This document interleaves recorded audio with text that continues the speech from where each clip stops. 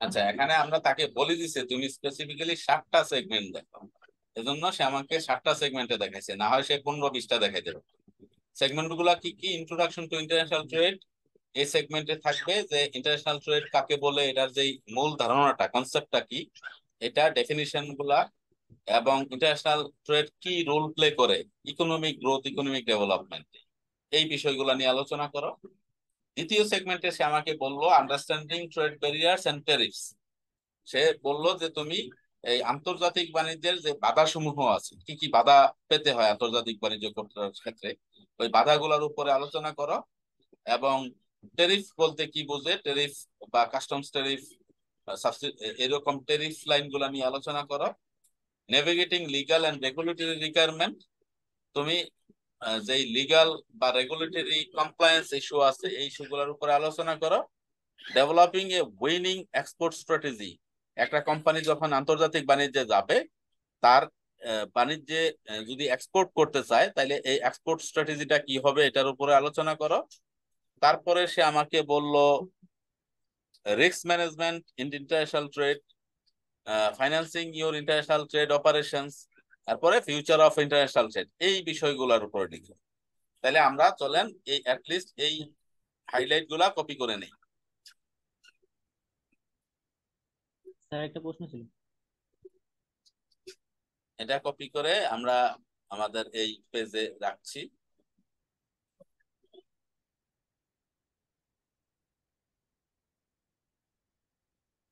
Well,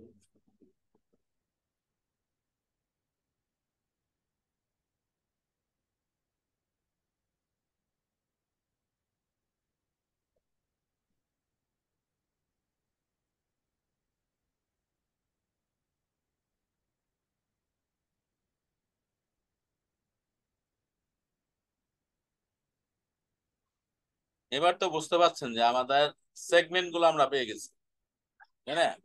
তো এই segment গুলোর উপর ভিত্তি করে আমরা আমাদের ফুল ফুল আর্টিকেলটা দাঁড় করাবো।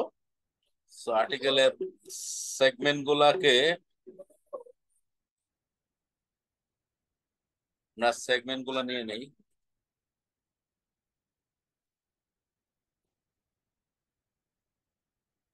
সেগমেন্ট গুলো লিখি। এবার চলেন আমরা চ্যাট জিপিটি কে আবারও বলি যে আমাদের এই প্রত্যেকটা সেগমেন্টের উপরে তুমি আমাকে ইয়ে দাও, রাইট আপ দাও। তাইলে তাকে বললাম রাইট অন এই দুইটার উপরে লিখো, এই দুইটা বিষয়বস্তুকে উইদিন একটা একটা মানে ইন্ট্রোডাকশন, আমার 200 ওয়ার্ড বা 250 ওয়ার্ডের বেশি দরকার নাই, উইদিন 200 ওয়ার্ডস। তাকে বললাম যে তুমি আমাকে এটা লিখে দাও, সে আমাকে লিখে দিচ্ছে।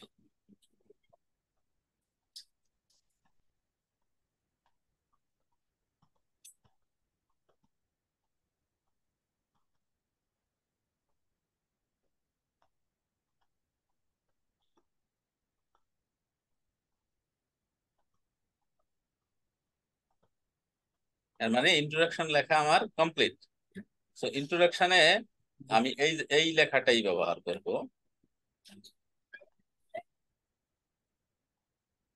আমরা এই লেখাটাই যদি ইন্ট্রোডাকশনে ব্যবহার করি,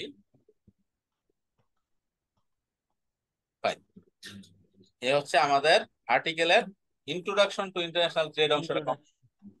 International trade is the cornerstone of today's global economy, underpinning economic growth and promoting global cooperation on an unprecedented scale. যাক, এই ইন্ট্রোডাকশনটা শেষ করলো, তারপরে আমরা এবার লিখতে হবে understanding the trade barriers and tariffs.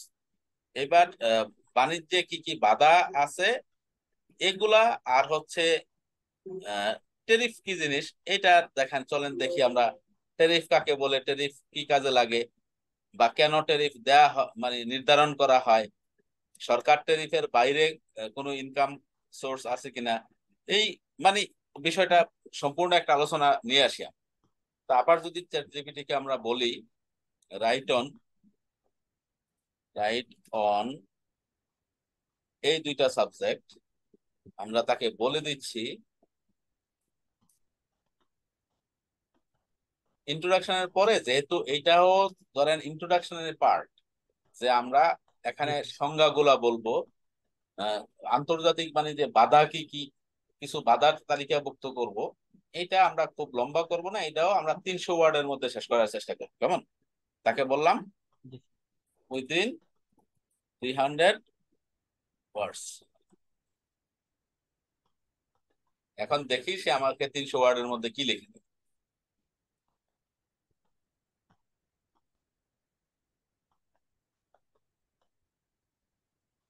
আচ্ছা, এই ভার্সনটায় কাজ করছে না সে। Regenerate। এখন সে লিখছে, এই যে ট্রেড ব্যারিয়ার বলছিলাম না, যে আন্তর্জাতিক বাণিজ্যে বাধা সমূহ কি কি, এই বাধাগুলোর উপরে সে জি লিখছে। স্যার।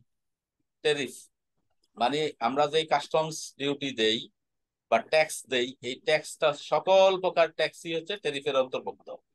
আর ট্যাক্সের বাইরে ট্যাক্স বহির্ভূত যেসব আন্তর্জাতিক বাণিজ্যে বাধা আছে, এগুলো বলা হয় নন ট্যারিফ ব্যারিয়ার।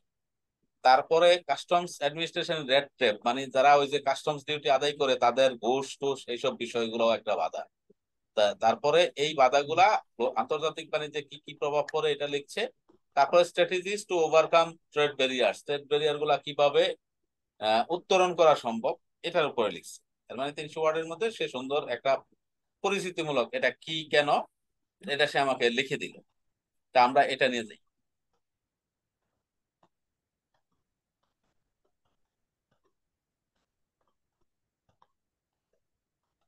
আমরা এটা নিয়ে অর্থাৎ এই জায়গায় পেশ করবো, কেমন?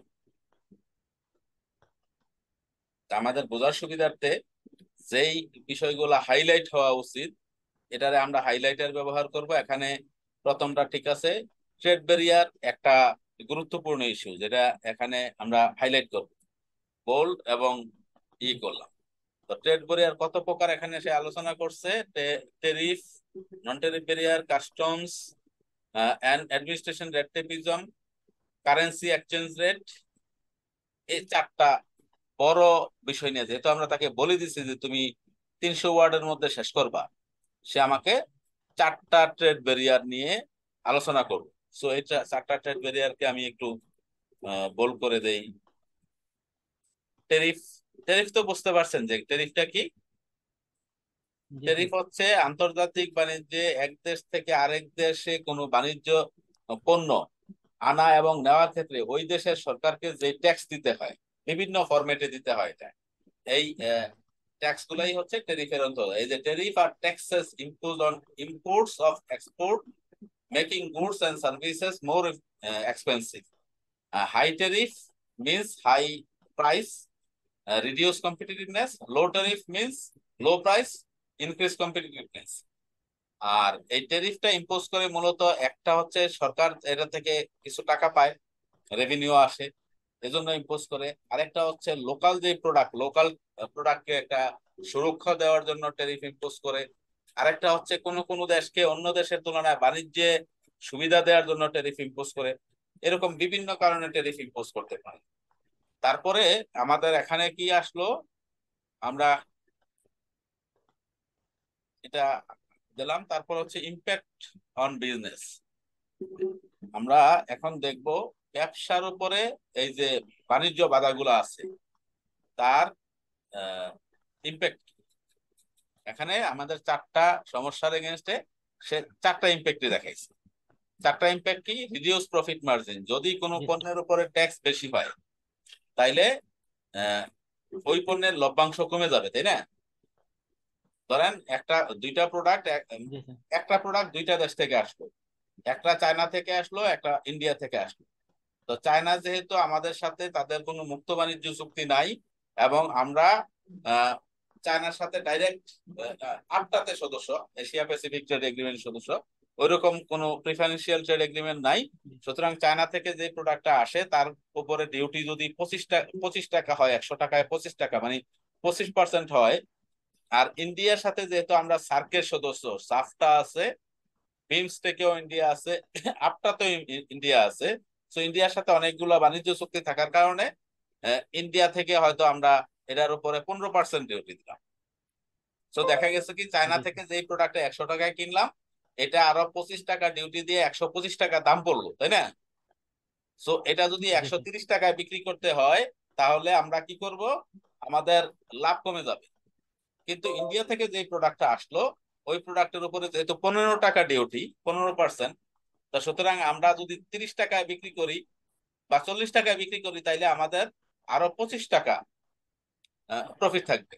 সো এই আহ, যত বেশি জি ডিউটি আরোপ করা হবে, ওই প্রোডাক্টের লভ্যাংশ তত কমে যাবে, আর ডিউটি যত কম হবে তার লভ্যাংশ তত বাড়বে। তো এরকম বেশ কয়েকটা ইম্প্যাক্ট এখানে দেখাইছে। আর এখানে আবার বলছে strategies to overcome trade barriers. এই যে বাণিজ্য বাধাগুলো দূর করার কি স্ট্র্যাটেজি হতে পারে, এটা বলা হয়েছে ডাইভার্সিফিকেশন। যে তুমি তোমার যে এক্সিস্টিং বিজনেস আছে, এই বিজনেসটা যদি তোমাকে ট্রেড ব্যারিয়ার দেয়, তাইলে তুমি কি করো, এই বিজনেস থেকে অন্য বিজনেসে চলে যাও, বা অন্য প্রোডাক্ট ইন্ট্রোডাকশন করো যেটার উপরে ট্রেড ব্যারিয়ার কম বা ট্যাক্স কম অথবা কাস্টমস ডিউটি কম। তারপরে বলছে অ্যাডভোকেসি করো। তোমার অ্যাডভোকেসিটা কেন করবে, সরকার যেন এই প্রোডাক্টের উপরে ডিউটি কমায় দেয়, ওই দেশের সরকার। তারপরে বলছে যে কমপ্লায়েন্স, তারা যদি কোনো নিয়ম কানুন বলে যে তুমি যদি এই আইন পালন করো তাহলে তোমাকে এত% ছাড় দেওয়া হবে, ওই কমপ্লায়েন্স হও। তারপরে স্ট্র্যাটেজিক অ্যালায়েন্স, মানে ওই দেশের কোনো প্রতিষ্ঠানের সাথে তুমি পার্টনারশিপ করো, যেন সে ওই দেশে তোমাকে জায়গা দেয়, তুমি ওই দেশে বানাইয়া বিক্রি করতে পারো, তাহলে তো আর কাস্টমস ডিউটি দেওয়া লাগবে না। তারপরে সাপ্লাই জি চেইন স্যার। অপটিমাইজেশনের কথা বলছে, কারেন্সি রিস্ক ম্যানেজমেন্টের কথা বলছে। এগুলো আমরা দেখবো, পরে দেখবো। তারপরে আমাদের তৃতীয় পার্টটা হচ্ছে navigating legal and regulatory requirement, মানে কি কি আইনি আহ, বাধ্যবাধকতা আছে আন্তর্জাতিক বাণিজ্য করার ক্ষেত্রে, এইগুলা নিয়ে একটু আলোচনা করতে বলছি। তো আমরা এখন চলেন দেখি, আমরা ইয়েকে বলি যে আইনি বাধ্যবাধকতা একটু লিখে দাও। রাইট অন, এই দুইটা বিষয়, এটা আমরা তাকে বলি যে তুমি আমাকে এটা 300 ওয়ার্ডের মধ্যে লিখে দাও। উইদিন 300 ওয়ার্ডস।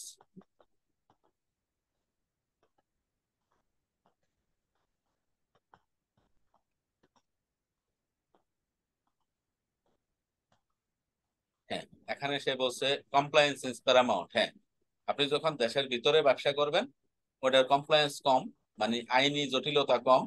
যখনই আপনি আমদানি বা রপ্তানি করতে যাবেন, তখনই আইনি বাধ্যবাধকতা বেড়ে যায়। যেমন আমদানি করতে চাইলে একটা আইআরসি করতে হয়, ইম্পোর্ট রেজিস্ট্রেশন সার্টিফিকেট, যেটা আমরা সচরাচর বাংলায় বলি আমদানি লাইসেন্স, ইম্পোর্ট লাইসেন্স। তারপরে এক্সপোর্ট লাইসেন্স, ব্যাংক অ্যাকাউন্ট করতে হয়, ট্যাক্স দিতে হয়, টিন লাগে, ভ্যাটের জন্য ভ্যাট রেজিস্ট্রেশন লাগে। তারপরে আপনার ব্যাংকে এলসি করতে হয়, ব্যাংকে ওই এলসিটা আবার ফরেন কারেন্সি থাকতে হয়, ফরেন কারেন্সি কিনতে হয়, আরো অনেক ঝামেলা আছে। তো এই সবগুলা ঝামেলাই সে লিগাল এবং রেগুলেটরি এবং নন রেগুলেটরি ঝামেলাগুলা নিয়ে এখানে আলোচনা করছে। তাহলে দেখি আমরা সে কি লিখছে। আমরা এখানে কিন্তু প্রত্যেকটা সেগমেন্ট আলাদা আলাদা করতে পারছি। আপনি যেটা করছেন, আপনার সেগমেন্ট গুলা আমি আলাদা করে বুঝতে পারি না। এটা ধরেন 1.0 যদি এটার নাম দেই, চ্যাপ্টার করে নেই, তাহলে সহজ হবে। তাইলে এটার নাম আছে 2.0, মানে এটা দ্বিতীয় চ্যাপ্টার। এটা হচ্ছে টু পয়েন্ট জি ওয়ান মানে দ্বিতীয় চ্যাপ্টারের প্রথম অংশ। তারপরে এটার নাম দেন 2.2, মানে দ্বিতীয় চ্যাপ্টারের দ্বিতীয় অংশ। এটার নাম দেন হচ্ছে 2.3, দ্বিতীয় চ্যাপ্টারের তৃতীয় অংশ। তৃতীয় এবার চ্যাপ্টার। আমরা 3 নাম্বার চ্যাপ্টার শুরু করবো। এবার হচ্ছে 3.0, 3 নাম্বার চ্যাপ্টার শুরু করছি। 3 নাম্বার চ্যাপ্টারে প্রথমে আমরা কি লিখবো, ওই যে 300 ওয়ার্ডের উপরে নিয়ে আসছি যে navigating legal and regulatory requirement, এটা দিয়ে দিচ্ছি। তো চলেন দেখি আমরা কি কি লিগাল রিকোয়ারমেন্ট পেলাম। স্বল্প কথায় লিখতে বলছি, সে স্বল্প স্বল্প কথায় আমাদেরকে লিখে দিছে। তাহলে এটা আবার 3.1,